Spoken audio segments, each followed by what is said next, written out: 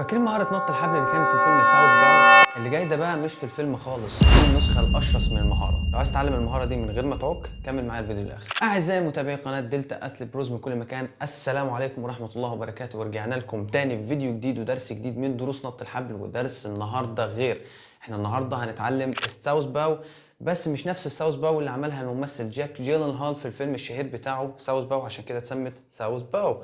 ولكن احنا قررنا نطور المهاره ونعلى بالليفل شويه ونعمل الدبل اندر ساوث باو.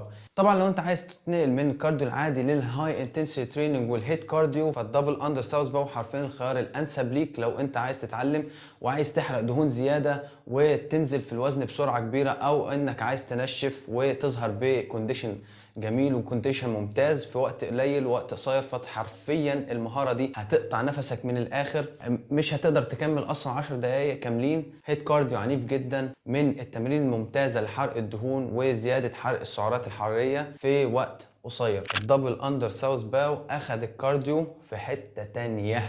طب بدون اي مقدمات خلينا يلا ندخل على الفاندامنتالز والمهارات الاساسيه اللي انت محتاجها عشان تتعلم مهاره الدبل اندر ساوث باو.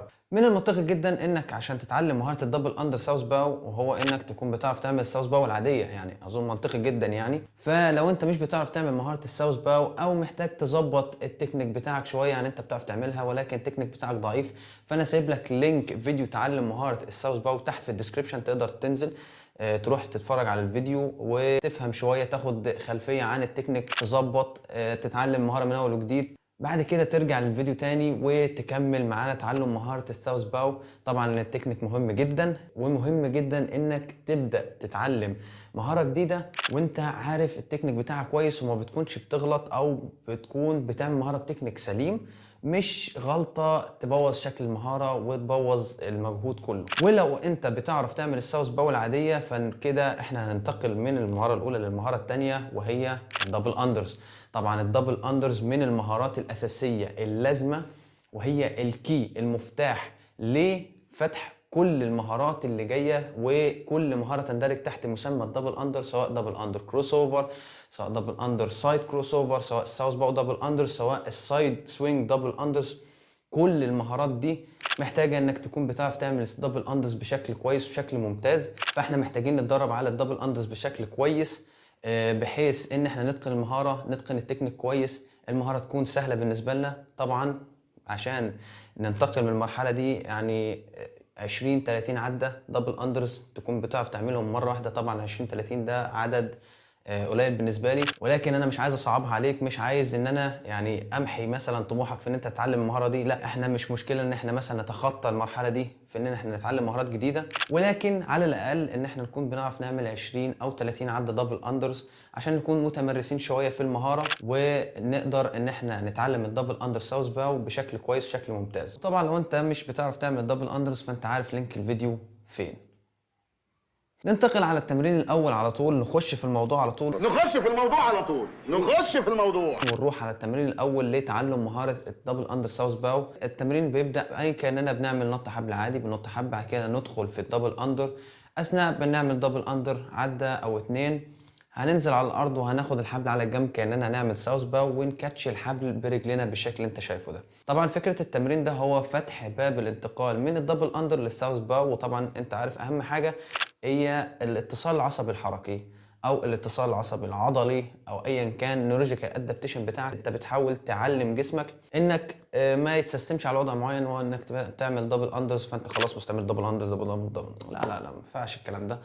فاحنا اللي هو بنعود عقلك على ان هو يشكل، ان هو ما يثبتش على وضع معين، ان هو يطلع من الدبل اندر بشكل معين. ازاي تحرك ايدك اثناء عمل الدبل اندر وتجيبها على جنبك كانك بتعمل ساوث باو. طبعا التمرين ده هنستمر عليه مده زمنيه طويله، يعني 10 دقائق ربع ساعه. ما تحطش التوقيت والتايمر في دماغك قوي، يعني مش انجاز انك تتعلم، او مش انجاز انك تعمل التمرين ده بسرعه، مش انجاز انك تتخطاه بسرعه. حاول تكون متمهل شويه، متريث، عشان بس تتقن التكنيك شويه، ما تعملش المهاره بشكل يعني مبالغ فيه، شكل غلط. طبعا يرجى مراعاه التكنيك اللي انت شايفه بالظبط، يعني حاول ما ترفعش ايدك فوق شويه وتخلي ايدك التانيه تحت، تخليش المسافه بينهم بعيده، يعني اللي هو بتعود نفسك على الصح من البدايه خالص. التمرين الثاني هيكون من وضع السكون. هنبدا من وضع السكون، هنلف الحبل ونجيبه على الناحيه اليمين كاننا بنعمل ساوث باو عاديه، ولكن هنفتح الحبل وناخد قفزه عاليه لفوق وكاننا بنعمل الدبل اندر ساوث باو. واحنا نازلين هناخد الحبل على الناحيه المعاكسه اللي هي الناحيه الشمال، تمام. وبعد كده نفتح الحبل ونكاتشت برجلينا بالشكل اللي انت شايفه ده. طبعا انت بدات الحبل، عملت التمرين الاول، عملت اول عده من الناحيه اليمين، بديت العدة التانية هتبدأ من الناحية الشمال، الناحية المعاكسة، وتبدل ما بين اليمين والشمال، تمام. طبعا عشان تبدأ تتعود على المهارة ازاي بتتعمل بايديك الاتنين، عشان لو مثلا عندك الجنب الضعيف، طبعا ساعات بيبقى الايد الشمال ضعيفة شوية فممكن تغلط في عمل المهارة على الناحية الشمال. ممكن انك ما تعرفش تظبط التكنيك على الناحيه الشمال لو دي ضعيفه بالنسبه لك، يعني عشان مشاكل حصلت بالنسبه لي، فعشان كده انا مش عايزها تحصل معاك، فبالتالي حطيت التمرين ده عشان تبدا تتعود وتتخطى المشكله دي بدري يعني شويه، ما تعانيش يعني زي ما انا عانيت. وطبعا التمرين ده هنستمر عليه فتره زمنيه معينه، برضه ما تحطهاش في دماغك. زي ما قلنا مش انجاز ان احنا ننجز كل حاجه بدري، مش انجاز ان احنا نتعلم بسرعه، احنا عايزين بس نعود دماغنا على شيء معين، نسيستم دماغنا على الحركه، نحفظ الحركة كويس، نحفظ اتجاه ايدنا بيروح فين وبينتهي فين، بداية الحركة منين، ايا كانوا الكلام ده يعني انتوا عارفين. هنستمر على الحركة دي، على التمرين ده بعد ما نخلص ونكون خلاص تمام عرفنا ازاي نعمل التمرين ده كويس وحفظناه، وقتها ننتقل للتمرين الثالث. التمرين الثالث بقى، وهنبدا ندمج الاكشن ما بين الدبل اندرز والساوث باو دبل اندر. هنبدا التمرين من وضع السكون، ناخد الحبل ونبدا دبل اندرز، عدة 2 3.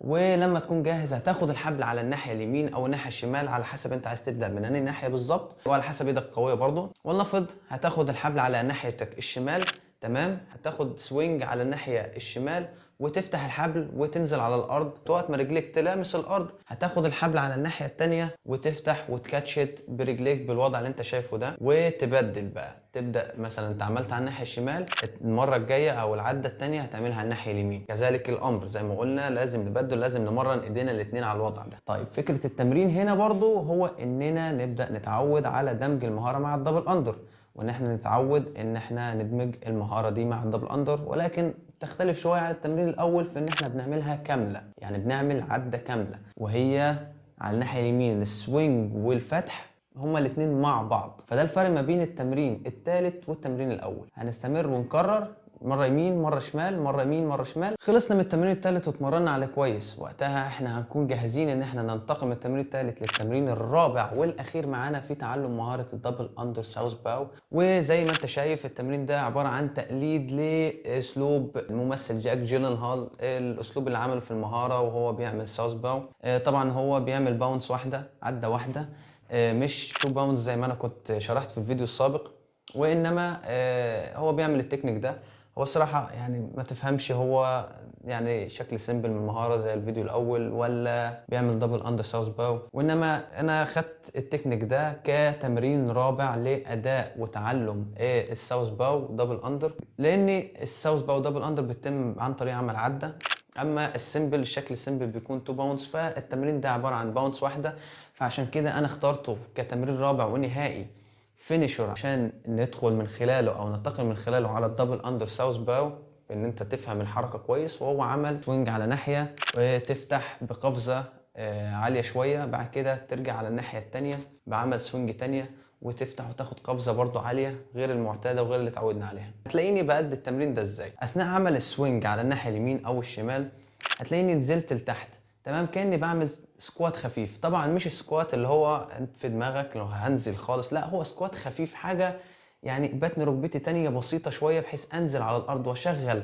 الكوادريسبس بتاعتي. وطبعا كل الكلام ده وانا على مشط رجليا مش على كعب رجلي ما يلمسش الارض ابدا. هاخد الدفعه والمومنتم من الركبه وانط نطه عاليه، تمام، اثناء فتح الحبل وارجع على الناحيه الاخرى. ده التكنيك بتاع التمرين. وبرده من ضمن الحاجات اللي بتفيدك في التمرين ده وهو فهم المهاره كويس وفهم التركية اللي انا جاي لك فيها في الطريق دلوقتي. تركايه عشان تتعلم مهاره الدبل اندر ساوث باو وتهكرها، وهي اني لو جبتني كده هاتني كده وانا بعمل الدبل اندر ساوث باو بسرعه وقرب عليها الكادر واعمل زوم وبطئ السرعه شويه وافهم الحركه كويس انا بعملها ازاي. لو تلاحظ هتلاقيني اثناء عمل السوينج هتلاقي رجليا اوريدي على الارض، يعني انا بعمل السوينج وانا مش في الهواء، لا انا بعملها وانا على الارض، وبفتح وقت ما اني محتاج ان انا اعدي الحبل من تحت رجلي تلاقيني اخدت القفزه. طيب فده التكنيك او ده التركايه اللي انت لازم تفهمها. لو حاولت ان انت تعمل السوينج وان انت تفتح العدتين دول او الحركتين دول مع بعض في عده واحده اثناء وانت طاير في الهواء مش هتعرف، ولو عملت عده هتفشل في الثانيه، هتلاقي الحبل حرفيا خبط في رجلك واداك لسعه بنت لذينه. فبالتالي دي التركايه المهمه اللي انت لازم تفهمها اثناء عمل التمرين ده، وتحاول انك تفهم المهاره واحده واحده وتبدا برتم بطيء.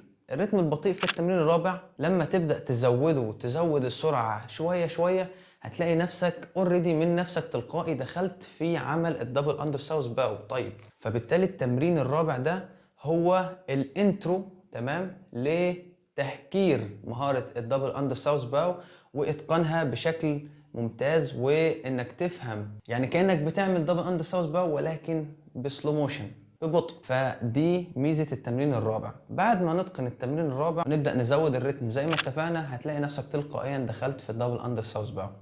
هنبدأ نتمرن ونزود السرعة، وهنبدأ بسرعة متوسطة تمام، بسرعة بطيئة جدا، بعد كده سرعة متوسطة، بعد كده تزود السرعة شوية شوية لحد ما توصل للتكنيك اللي انت شايفه واللي انا بأدي فيه زي ما انت شايف في الفيديو. طبعا معلش انت هتلاقي نفسك بتخطأ اخطاء كده معينة اثناء عمل المهارة وانا جاي لك في السكة. ايه بقى الحاجات اللي انت المفروض تراعيها اثناء عمل المهارة وما تغلطش فيها تمام وانت بتعمل التمارين او انت بتعمل المهارة ذات نفسها؟ من ضمن الاخطاء الشائعه واللي بشوفها دايما واللي حصلت معايا كمان، وهي ان في ناس سواء مش بتعمل دبل اند ساوث باو، لا حتى في الساوث باو العاديه، وهي عند لما تيجي تعمل سوينج تلاقيها مثبته ايدها ناحيه الهيب بون، والايد الثانيه اللي بتعمل السوينج والكروس حوالين ايه الجسم عند الكتف كده. مبدئيا الغلطه دي سواء انت بتعملها في الساوث باو العاديه فهي على الاقل ماشي ممكن تعملها وتلاقيها بتسلك معاك، يعني بتأدي المهاره without tripping، يعني اللي هو انت مش هتقع. ليه؟ لان رزم الحبل او قوته وانت على الارض مش هيخليك تغير اتجاهك ولا حاجه. انما لو فاكر ان انت هتكمل بنفس التكنيك ده في الدبل اندر ساوث باو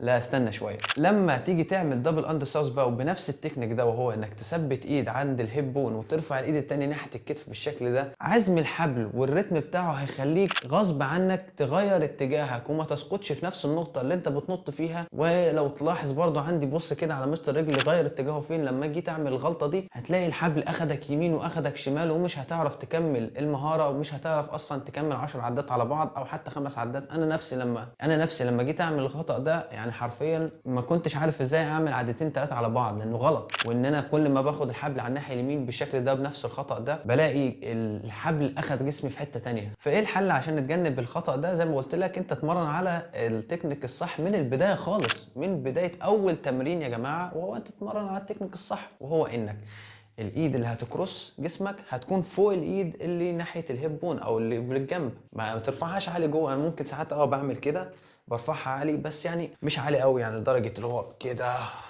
لا يعني كده، يعني خليك ايه خليك متوسط شويه. طيب دي حاجه. النقطه الثانيه هو انك تحافظ على اتجاه جسمك. انت بتنط كده فخلاص ثبت لنفسك نقطه ان انت خلاص اتجاه جسمك زاويه جسمك في النقطه دي، فانت خلاص حاول تثبت عليها، تثبت على النقطه اللي انت بتسقط عليها، ما تروحش يمين ولا تروح شمال او تغير الاتجاهات وتخلي الحبل ياخدك يمين وشمال بالشكل ده، لانك برضو بتضيع مجهودك على الفاضي وهتتعب بسرعه ومش هتعرف تكمل. فبالتالي يستحسن ان انت مثلا تحط حاجه قدامك كده ونفرض اي حاجه، يعني سواء مثلث بتاع دايره بلاستيك اي حاجه قدامك تثبتها قدامك، وتحاول انت ترسم خط كده وهمي في دماغك ان انت مش هتتحرك من قدام الحاجه دي وانت بتنفذ المهاره، بحيث تتمرن على التوازن. طبعا التوازن في نط الحبل حاجه مهمه جدا جدا لازم تحافظ عليها ولازم تراعيها في كل المهارات اللي هتنفذها، مش شرط بس المهاره دي.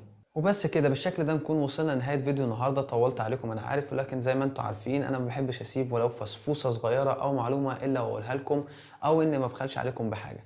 ولو وصلت معايا لحد هنا زي ما انا ما بخلتش عليكم بحاجه، يا ريت ما تبخلش عليا بعمل لايك جميل بتاعك، وسيب لنا كومنت تحفيز كده يشجعنا الاستمرار. ولو انت جديد هنا واول مره تشوفني اضغط على زر الاشتراك في القناه وفعل زر الجرس عشان يوصلك كل ما هو جديد في عالم نط الحبل. وللتدريب الاونلاين لو انت عايز تخسر دهون او تتعلم مهارات نط حبل زي المحترفين، سيب لنا كلمه جاهز في كومنت واحنا هنبعت لك التفاصيل كامله. كان معكم اشرف صلاح ودي قناه دلتا اسلي بروز. السلام عليكم.